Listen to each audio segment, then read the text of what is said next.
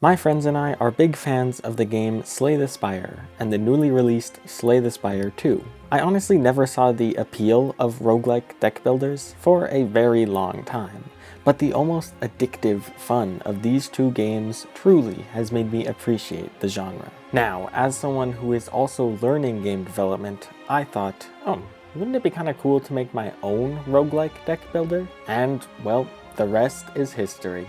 Today, I'm going to take you on the journey of how I built my very own roguelike deck builder in Unity from the ground up.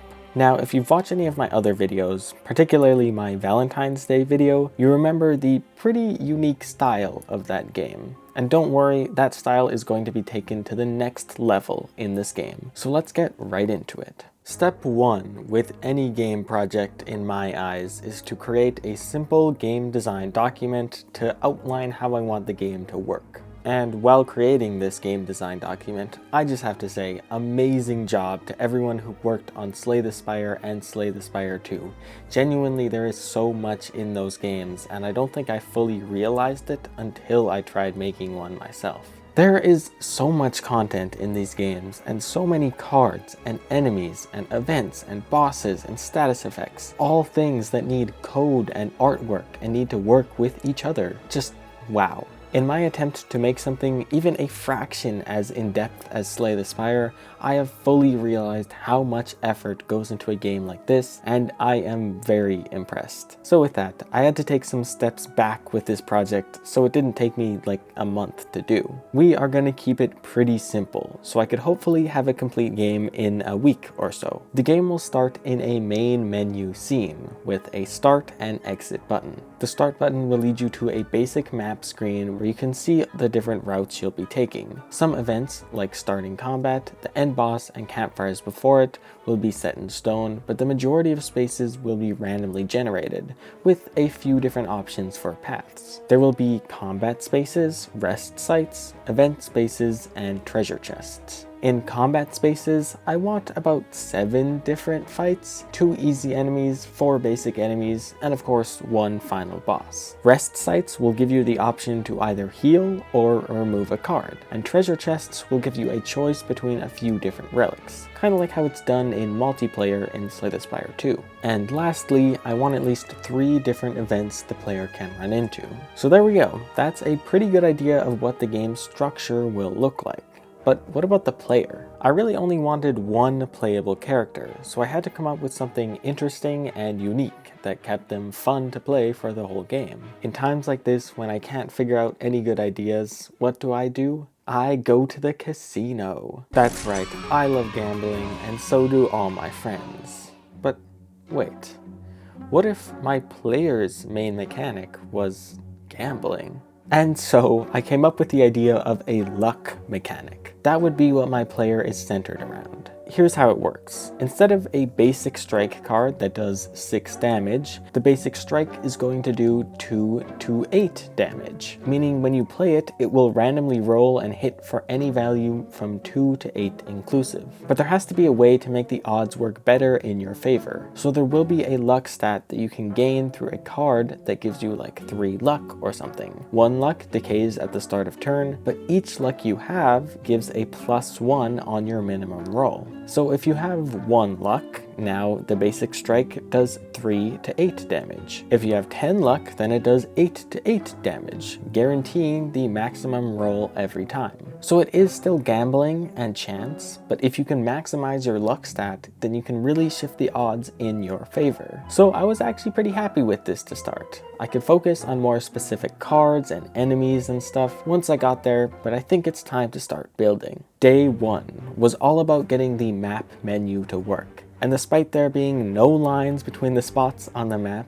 I did in fact get it to work with the correct generation and stuff I wanted. And don't worry, I will update the symbols later. It's not going to be that low quality. I also started working on a very basic combat screen. As you can see here, we have like the player and enemy, the cards at the bottom, health bars, an end turn button, all the different UI elements, which holy, there are a lot of. Draw, discard, energy, block, enemy intent. It was a lot. but I did get it to work for the most part. And look at this, you can drag cards onto enemies to attack or onto yourself to gain block.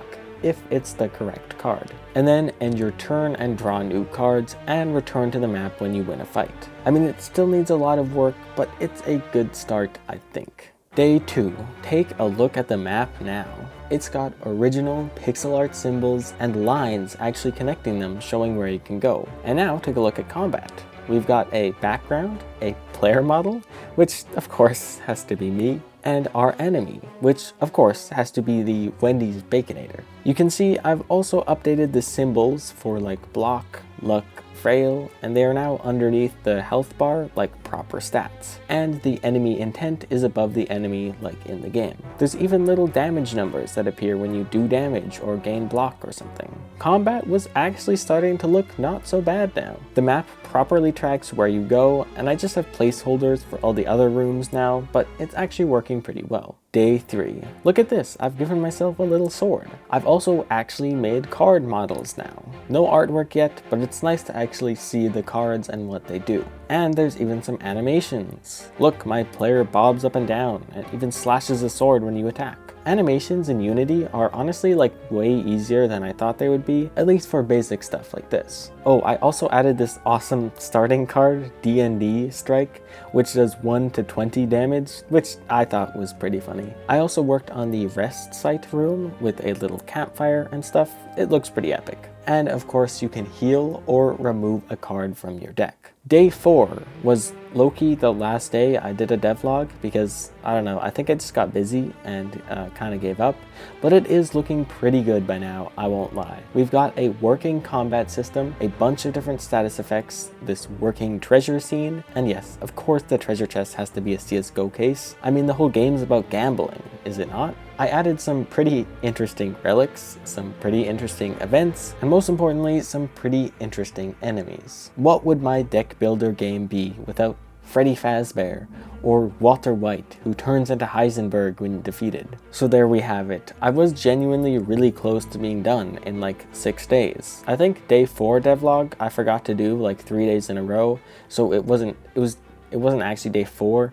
It was more like day 6, but I didn't do that much work, so I just combined it into day 4. Anyways, what else did I add after this? Well, of course I had to add a bunch more cards for the player to choose from so they can actually build a deck. I needed some basic enemy animation, I needed sound, I wanted a tooltip to explain all the different status effects, a win screen. There was still a lot to do, but I did get it all done. So in the end, my very own roguelike deck builder took me about 2 weeks to complete once I made it completely polished and balanced and everything. It included over 25 scripts, over 20 cards for the player to find, 8 unique enemies as I had hoped, and a bunch of other cool things to discover. Is it perfect? No, definitely not. I could not get a lot of things to work, like a proper tooltip.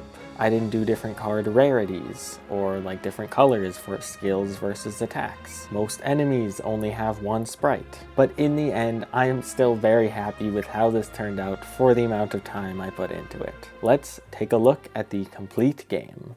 Alright, the first question you guys probably have is, who the heck is this Kyle guy? He's my friend. Yeah, I actually dedicated this game to him because he's so awesome. So don't worry, he will be appearing again in the future. And thus is why the game is named Slay the Kyle. Here we go, here's my map screen, fully complete now. Honestly, my only thing is I wish I made it a little bit longer and I didn't make the path like completely randomized. Because now it's like you have 5 enemies in a row on the top and then only 1 enemy on the bottom. So, I don't know, I probably could have made the map a little bit better, but let's take the bottom route to start. Here's my combat, which looks about the same as you can see. I've got full artwork for the cards. Pretty incredible. I'm a bit of an artist actually, as you can tell with some of these pieces. I couldn't get the tooltip to work, so instead what I did is if you press escape, then it just pops up with this little legend of what all the icons mean, which isn't as good, but honestly it works for like a small scale game like this, so it's not that bad. There is also a deck button, but it doesn't really work, so I wouldn't press it if I was you.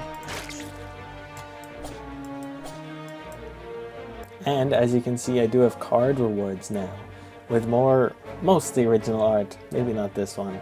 Some of these I think are not very balanced and definitely better than other ones, but I don't know, I think that's okay. It's not perfectly balanced, but I just wanted fun cards. Like Double Down, Double Luck. Doubling luck is pretty good. Or Cash Out, deal 3 damage per luck.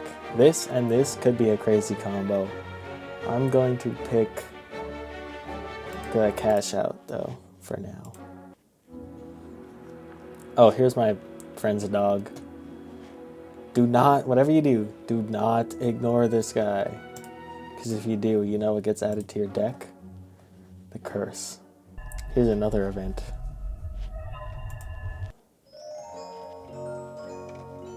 The thing I tried to do with these enemies is kind of make them reflect their games. So with a guy like Freddy Fazbear, he just blocks a lot until he attacks you for one really big hit. Kind of like he's jump scaring you, you know?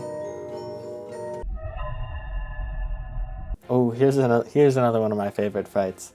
So Gru actually has a bunch of different weapons in his arsenal. He uses his freeze ray, his fart gun. So when he freezes you, you actually can't play any attacks on the next turn. So now I can't attack him. And then he uses his fart gun, which actually just hits you for poison, basically. And now we have the final boss, which is, as you would guess for Slay the Kyle, my friend Kyle. Oh no, I don't have any attacks and I have 2 HP. I think this is the end of the road. Ouch.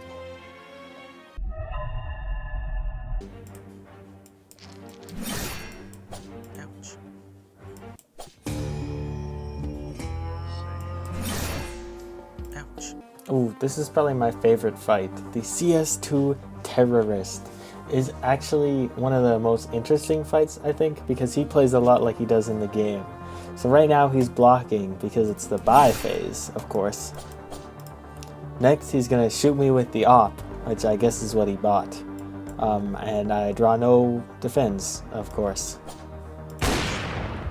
And then he plants the bomb, which actually goes off in 3 turns and does 30 damage. So you kind of are meant to try and kill him before that. And he shoots you with the AK. There you go. If you beat the final boss, then you slayed the Kyle. Good job. And you made it to the end of the game.